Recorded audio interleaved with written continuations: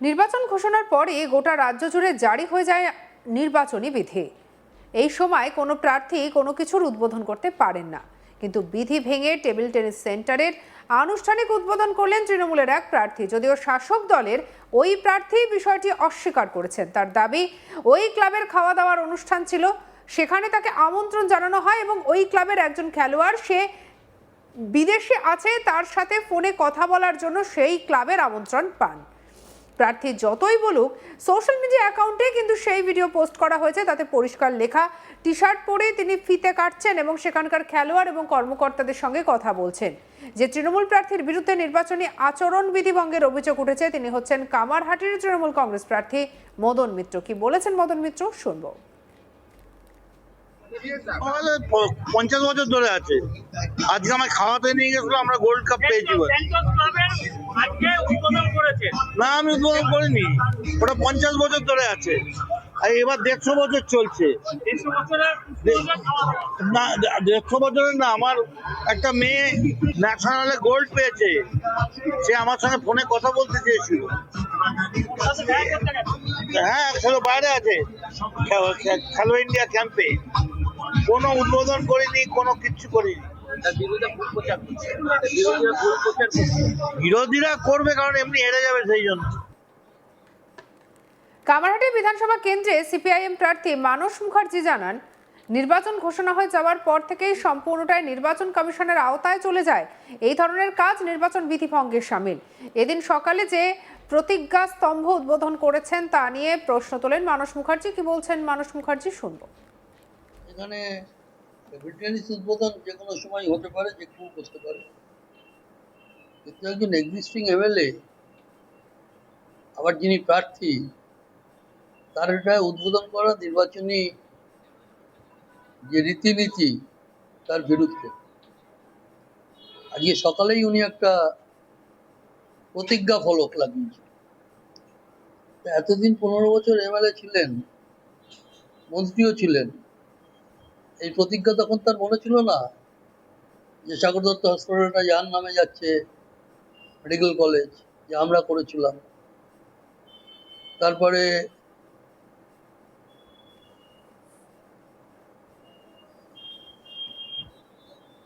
গোটা স্কুলগুলোর 12টা বেজেছে, যার স্কুলগুলোর অনেকগুলোর প্রেসিডেন্ট উনি, আবার অনেকগুলোর প্রেসিডেন্ট ওনার ছেলে, আবার তৃণমূলের নেতারা।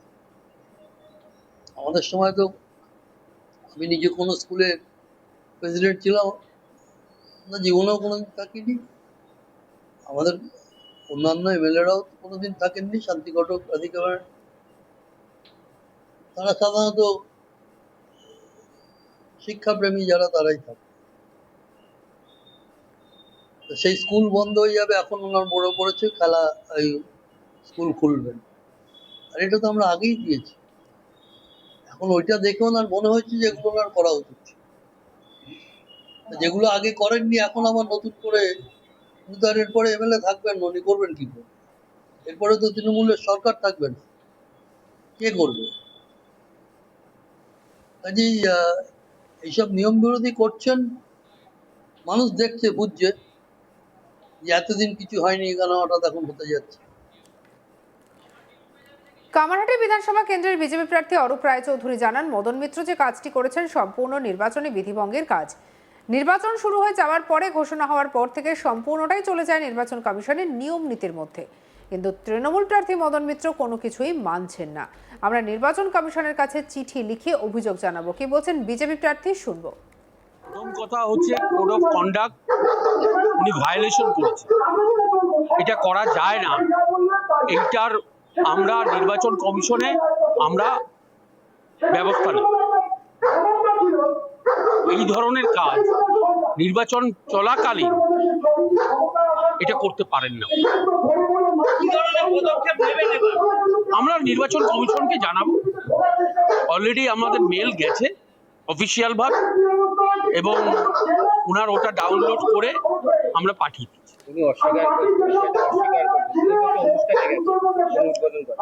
ওখানে ফিতে কাটা গেছে, সেটা পরিষ্কার, এবং সেটা উদ্বোধনী উনি করেছেন, সেটাও পরিষ্কার। উনি অস্বীকার করতে পারে, নির্বাচন কমিশন দেখবে সত্যতা কি আছে। এ নিয়ে বিজেপি প্রার্থীর নির্বাচনী এজেন্ট সুদীপ্ত রায়, যিনি পেশায় কলকাতা হাইকোর্টের আইনজীবী, তিনি জানান এটা সম্পূর্ণ নির্বাচন বিধি ভঙ্গ করেছেন। আমরা নির্বাচন কমিশনকে জানাবো, এটা ছবি সমেত আমরা পাঠাবো, এর বিরুদ্ধে উপযুক্ত ব্যবস্থা গ্রহণ করব। কি বলছেন সুদীপ্ত রায়, শুনবো। Violation of code of conduct নির্বাচন চলাকালীন এটা উনি কোনোভাবেই করতে পারেন না। আর তীব্র নিন্দা জানাই এরকম বিষয়। উনার মতো এরকম বর্ষিয়ান একজন নেতা, যার মডেল কোড অফ কন্ডাক্ট সম্বন্ধে সম্পূর্ণ ধারণা আছে এবং ইচ্ছাকৃতভাবে এসব করছেন, উনি কি বিষয়ে ভয় পাচ্ছেন সেটা আমি বুঝতেই পারছি। যে নিজের কনফিডেন্স হারিয়ে গেলেই লোকে এরকম ধরনের কাজকর্ম করে থাকে। কিন্তু এখানে নির্বাচন, 1 ইঞ্চি জমি ছাড়ার ব্যাপার নেই। আমরা কনসার্ন অথরিটিকে অলরেডি এটা নিয়ে কমপ্লেন করেছি। কিন্তু মদন মিত্র অস্বীকার করছেন, বলছেন যে আমাকে ওই ক্লাব থেকে ডেকেছে, ওদের এক খেলোয়াড়, সে ভালো ফল করেছে, সে ফোনে কথা বলবে এবং খাওয়া দাওয়ার অনুষ্ঠান, কিন্তু ফিতে কাটার জায়গায় দেখা যাচ্ছে তার ছবি ফিতে কাটছে। বুঝতে পারছেন না কনফিডেন্স লেভেল কতটা ডাউন হয়ে গেলে একজন এত সিনিয়র নেতা এরকম ধরনের মন্তব্য করেন যে না উনি যাননি, কারো ইনভিটেশনে গেছেন। কারো ইনভিটেশনে গিয়ে ফিতা কাটার মানেটা কি? মানুষ কি বোকা? মানুষ বুঝতে পারে না? উনি আসলে বুঝে গেছেন যে কোন দিকে জনগণের মতামতটা কোন দিকে, সেই কারণে এইসব পাবলিসিটি স্টান্ট করার জন্য উনি এখন নেমেছেন। আপনাদের নির্বাচন কমিশনের কাছে দ্বারস্থ হবে? অবশ্যই কমপ্লেন করবো। মডেল কোড অফ কন্ডাক্টের ভায়োলেশন হয়েছে এখানে। এটা উনি কোনো প্রার্থীই করতে পারে না, এটাকে মেনেই চলতে হবে। অন্যদিকে সাফাই কি দিয়েছেন মদন মিত্র, শুনবো। আমাদের 50 বছর ধরে আছে। আজকে আমায় খাওয়াতে নিয়ে গেছিল, আমরা গোল্ড কাপ পেয়েছি বলে। না, আমি উদ্বোধন করিনি, ওটা 50 বছর ধরে আছে। আর এবার 150 বছর চলছে। না, 150 বছরের না, আমার একটা মেয়ে ন্যাশনালে গোল্ড পেয়েছে, সে আমার সঙ্গে ফোনে কথা বলতে চেয়েছিল। হ্যাঁ, খেলো বাইরে আছে, খেলো ইন্ডিয়া ক্যাম্পে। কোনো উদ্বোধন করিনি, কোনো কিচ্ছু করিনি। বিরোধীরা করবে, কারণ এমনি হেরে যাবে সেই জন্য। তবে এই বিষয় নিয়ে কিন্তু শুরু হয়েছে চূড়ান্ত পর্যায়ে চর্চা।